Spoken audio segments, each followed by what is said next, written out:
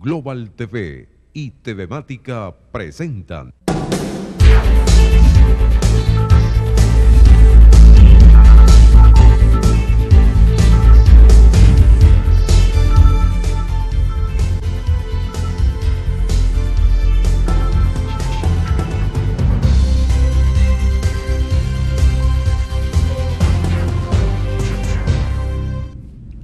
¿Qué tal, amigos? Ya listos para iniciar nuestra conversación de esta hora. En este momento estará realizándose un evento que tiene un signo muy importante para la política venezolana y es en el seno de la Asamblea Nacional, donde se están discutiendo algunos asuntos que están hoy cuestionados, apoyados por unos. En fin, tiene que ver con la autorización, entre comillas diríamos, para continuar el juicio hacia el presidente Maduro y solicitar que se despoje de esa condición de inmunidad para ser enjuiciado. Eso lo haría la Asamblea Nacional. Según establecen las leyes, hay una serie de procedimientos que tendríamos que conversar, mañana podría ser, con abogados expertos en la materia, y ojalá provisto del conocimiento lego puro, sin las motivaciones que tienen que ver con lo que quieren que ocurra, porque ese es uno de los problemas que ayuda a desorientar cuando quien hace el análisis comenta las cosas, pierde la objetividad y entonces la gente se confunde, se crea expectativas que no se corresponden con la realidad y bueno, vienen las frustraciones.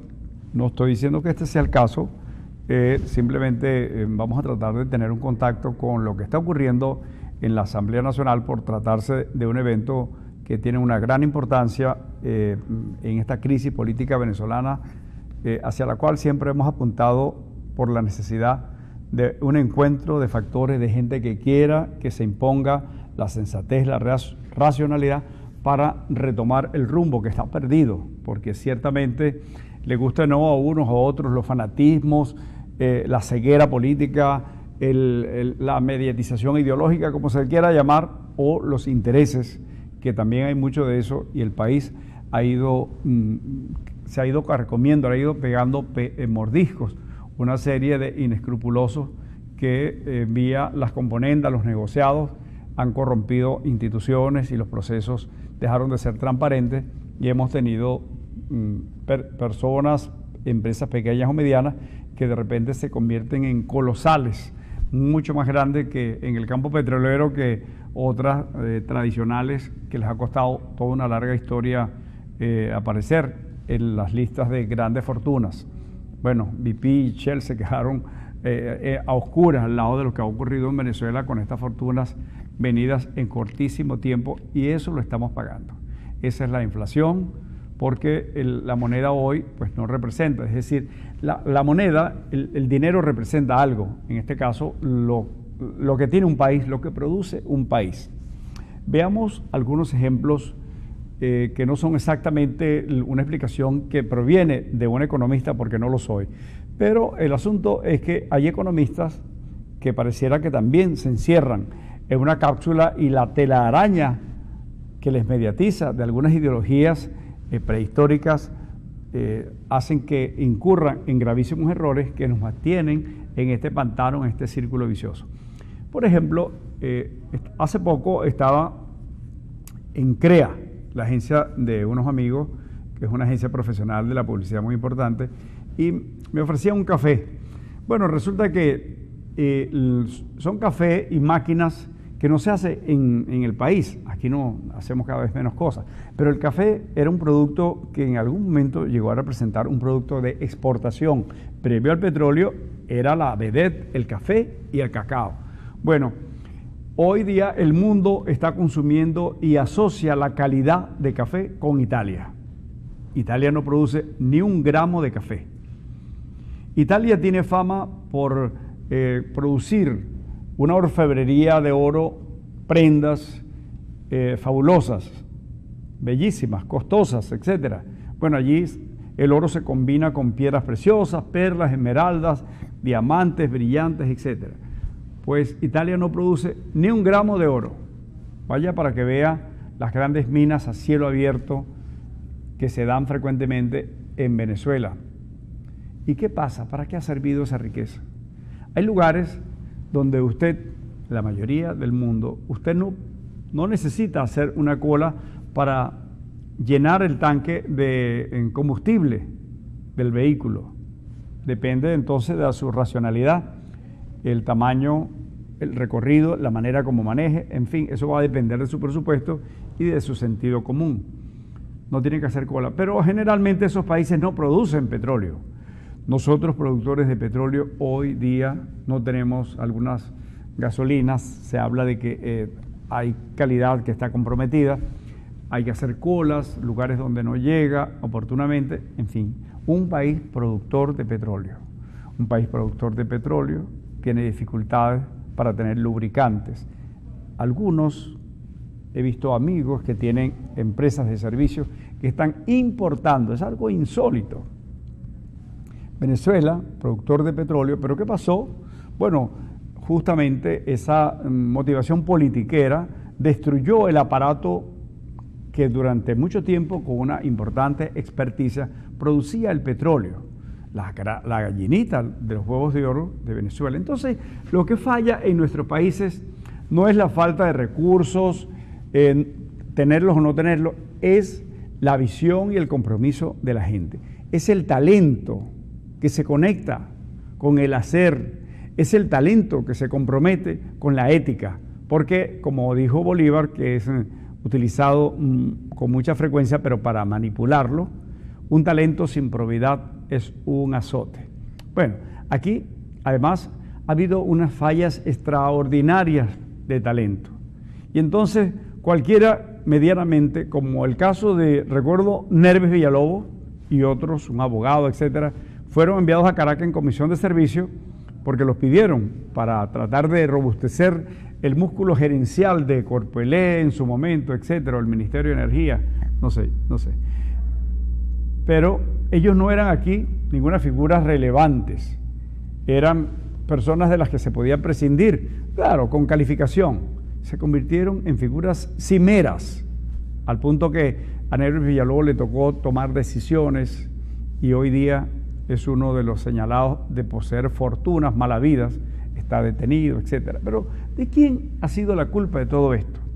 De la improvisación, de la ceguera, del gobernante, de esa mediocridad, pero también de la comunidad, de nosotros los ciudadanos que actuamos y seguimos haciéndolo lastimosamente con una gran emocionalidad. Hoy escuchaba en la radio un programa muy reconocido con César Miguel Rondón. Alguien decía, bueno, es que la gente del sector salud está muy mal pagada y estamos pidiendo se nos aumente considerablemente el sueldo. Esa es una irresponsabilidad, porque el problema no es que se aumente el sueldo, el problema es que se toque lo medular de una economía que está deteriorada y es hiperinflacionaria. Cada aumento de sueldo es como echarle combustible a una hoguera que está encendida y se avivan las llamas. ¿Y quién se quema? Las víctimas somos todos los consumidores y en este caso los venezolanos que no tienen acceso a dólares. Hay algunos que hacen algunas actividades y por cierto, en muchas de ellas están ya cobrando en dólares, aunque eso no se admita. La economía ha venido dolarizándose porque es la única manera de no entrar en un proceso precario donde yo vendo esta mesa por 10 bolívares que equivalen a $2 y cuando me lo van a pagar ya vale medio dólar, lo que yo tengo en bolívares. Pero no es que yo voy a comprar dólares, sino que esos bolívares servirán en el caso de un carpintero para comprar los materiales, etcétera, pero como eso viene importado, justamente tiene un equivalente en dólares. Es el empobrecimiento. Entonces no tiene, sí es importante, por supuesto, esto de las materias primas, de los recursos naturales, pero lo que más se ha empobrecido y no hemos logrado superar es el nivel de conciencia del ciudadano. Somos nosotros mismos. ¿Cómo es posible que a estas alturas un gremialista de la salud, de la educación, de donde sea, su planteamiento sea pedir aumentos de sueldo? No, chico, aquí lo que hay es que cambiar el modelo. Eso no es el asunto, esos son los efectos. Las causas están en una visión equivocada, totalmente distorsionada. Ustedes saben qué hubiese pasado en Venezuela si, por ejemplo, mirando hacia atrás, aquel desastre que hubo en Japón, un tsunami aquel evento de un accidente en un sistema de generación nuclear que trastocó la vida comercial e industrial, la vida toda de Japón. Japón, que no tiene una sola mina, Japón rodeado de agua salada por todos lados, un pedazo de piedra allí, pero tiene gente con un propósito, gente con un compromiso, gente que entiende que el honor es importante, y cuando el honor se transpone, se comete algún error. Recuerden, hubo un funcionario japonés que fue señalado de cometer un error, se suicidó en una rueda de prensa. Cuando un japonés pierde el empleo es una vergüenza para la familia, porque el trabajo es el valor, porque los niños aprenden a limpiar el aula donde estudian, porque entienden que son cosas que tienen que ver con él mismo, con su ambiente, la escuela, eso les pertenece. Bueno, ¿qué hubiese significado si en aquel momento un presidente con tan buena imagen en el mundo de los sectores populares se le creía el nuevo liberador de los pobres? Algunas de esas cosas entraron en ese subconsciente colectivo. Petróleo, una riqueza extraordinaria, el valor del barril sobre $100, y entonces andaba como un San Nicolás con una Navidad eterna repartiendo cheques, repartiendo combustible, hasta en Nueva York, a los sectores pobres de Nueva York, que hay que ver lo que significa un pobre en Nueva York y un pobre en Venezuela. Un pobre en Nueva York, en el frío usted lo ve y va a un refugio acurrucado, come 3 veces al día. Aquí la clase media baja, hay que ver si puede comer una sola vez al día. Entonces, son muchas mentiras, pero bueno, intentaba, la cosa era propaganda, ¿no? Y se hizo con Londres y se le dieron recursos a los argentinos para que se liberaran de los problemas de impagos en compromisos de bonos, todo, salvarle la vida política a los Kirchner, que se robaron toda una esperanza, todo un proceso cíclico político de Argentina, y le hicieron mucho daño. Ortega en Nicaragua, la satrapía horrible que está en el Caribe, en Cuba, que no han tenido paz con la miseria. Fidel Castro acabó hasta con el Che Guevara, que era un criminal, pero en su momento era una figura que estaba allí a la par y que podía competirle en liderazgo. Bueno, le montó una trampa, lo mandó para Bolivia diciéndole que allí estaba una fuerza para darle apoyo, y cuando llegó el tipo estaba solo. Y no solo eso, sino que le dijeron a los soldados bolivianos dónde estaba para que fueran a matarlo. Esa es la historia. Pero bueno, hay muchas cosas que hay que revisar. Bueno, incluso léase y con detalle el diario del Che, pero lea también los análisis de la gente, de los periodistas de la época, de los testimonios de la época. La historia, cuando la tinta se va secando, no nos encandila, es más fácil entenderla. Pero bueno, les decía este asunto.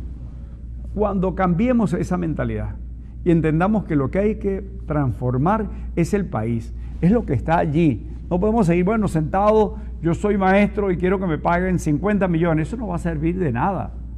Tenemos que presionar, cambiar, y eso lo tienen que hacer todos. Lo tiene que hacer el chavista, el no chavista, el indiferente, quien sea. Es un problema que nos está afectando a todos. Está creando una verdadera catástrofe social y va a tener efectos en la economía cada vez más perniciosos, porque estamos perdiendo la mano de obra, estamos perdiendo el talento, estamos perdiendo a quien tiene recursos para financiar los procesos de desarrollo en nuestros países. La economía es sana cuando la gente tiene cosas que hacer, cuando alguien sabe que hay aluminio, que hay hierro, y no está pendiente a ver cómo hace las trampas para sacarlo de contrabando, el oro, etcétera. No, sino que monta empresas, sistema fabril para convertir 1 kilo de oro en millones de cosas, y se convierten en mano de obra, se convierten en empleo, se convierten en impuestos para mejorar los servicios. Todo eso tenemos que entenderlo, es tan fácil. Es decir, no hay que ser economista, pero cuando tenemos dirigentes gremiales, incluso algunos de ellos economistas, que nos dicen estas cosas, o nos están mintiendo descaradamente, nos quieren manipular, o realmente leyeron todos esos textos al revés. Es una pena. Son las cosas que tenemos que cambiar en este país. Allí está el asunto.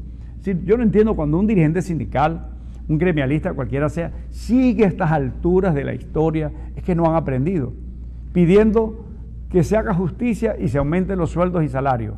Mayor estupidez, porque ello es, en una economía inflacionaria, equivale a empobrecerse más. Tenemos que luchar para cambiar esto, para que las empresas que han sido expropiadas, bueno, en el campo llamen a los veterinarios, ingenieros agrónomos, hagan una gran junta con ellos, con las universidades y comiencen a garantizarles que hay seguridad, que no los van a asesinar en las fincas, que no los van a asesinar cuando van de Maracaibo a Perijá, que no van a llegar los asaltantes con uniforme o sin uniforme a decirles necesito tantas vacas o si no te vamos a no sé de cosas, o que unos tipos porque se llaman yupa o lo que sea tienen patente de corso para asaltar la finca y llevarse lo que sea. Eso hay que cambiarlo. Si luchamos para que eso cambie, vamos a tener garantizado, porque no, eso pasa allá y los ganaderos son poderosos y cuando pasa aquí, bueno, el del supermercado es un estafador. Mire cómo están vendiendo las cosas. No, es probable que hayan esos asuntos porque cuando la economía es muy frágil, cuando la economía está desestabilizada completamente, no hay manera de garantizar que la reposición tenga un ciclo normal, donde alguien vende el pan y todo lo que ahí está incluido, su valor agregado, todo lo que usó, la manteca, la sal, la harina, etcétera, y la mano de obra, eso equivale, supóngase, a 10 bolívares y lo venden 12. La utilidad sería 2 bolívares. Pero no sabe porque mañana entonces los productos van a valer más, entonces lo vende en 14, para que cuando compre la materia prima ya tenga entonces en esa transición una ganancia. Entonces lo hacen desmesuradamente y el dólar, en lugar de calcularlo, está viendo unas páginas ahora, es terrible, 700. Bueno, lo estarán calculando en 1000 ahora, el que vende repuestos, el que vende cosas. Los médicos, me decía un médico, yo tengo ahora más clientes que vienen de fuera, los venezolanos que se han ido, porque bueno, saben que allá en Estados Unidos, por ejemplo, esa operación que le hice a alguien cuesta 70.000, yo se la hice en 5.000, salió ganando, y yo vivo aquí en Bolívar, chévere, bien. Pero me decía otro, no, yo no quiero ganarme esos dólares y tener muchos dólares en el banco. Yo prefiero tener tranquilidad, yo prefiero salir a la calle, que mis hijos, disfrutar con mis amigos, poder saber que este país donde yo andaba en bicicleta cuando era un muchacho, cuando andaba en patines, cuando estudiaba y podía hacer las cosas en la fiesta, en una discoteca, ese es el país que la gente pues sensata quisiera tener. El que hay que rescatar, cada quien en su nivel, en concordancia o proporcional al esfuerzo que haya hecho, porque así es que tiene que ser. Dice, bueno, que todos somos iguales, eso es mentira, no somos iguales todos. Es una misma empresa, hay gente que se ocupa de trabajar más, de hacerlo mejor, la disposición, ese no es igual al que es vago. Tampoco en un aula es igual al mal estudiante, quien destaca y se faja a echarle pierna y sacar las mejores notas y hacer los mejores trabajos en el laboratorio y se destaca. ¿Cómo va a ser igual al que no estudió? Eso es mentira. Entonces, esa sociedad igualitaria desde ese punto de vista es una farsa, es una manipulación y le hace muchísimo daño a todo el país. Igual es que le digamos, señor, usted vive en Cujicito, en Chino Julio, usted tiene la misma escuela que el que estudia en el Colegio Bellas Artes, en el Maristas, etcétera. Porque el Estado se encarga entonces de establecer los equilibrios. Pero vaya para allá. El Marista o el Gonzaga, quien sea, tiene los padres, los sacerdotes, los representantes haciendo esfuerzos para que los muchachos tengan el librito, pagarle mejor a los profesores para que no se vayan. Vaya para Chino Julio. Los maestros no pueden llegar porque los asaltan. Cuando hay las vacaciones van y los baños ya no sirven, no llega el agua. Los niños se desmayan porque no pudieron comer. Entonces, esa es la igualdad que hay que ver con detalle. Son cosas que hay que revisar. Y ni hablar del proceso de mejoramiento de su salud por la mala alimentación y porque no hay vacunas, no hay los tratamientos adecuados. Entonces, esa es la igualdad. Lo otro es una gran mentira y el país, yo creo que ya se cansó de mentiras. No sé si podemos conectarnos de vuelta con lo que está ocurriendo en la Asamblea o nos despedimos en esta parte. Ya regresamos entonces.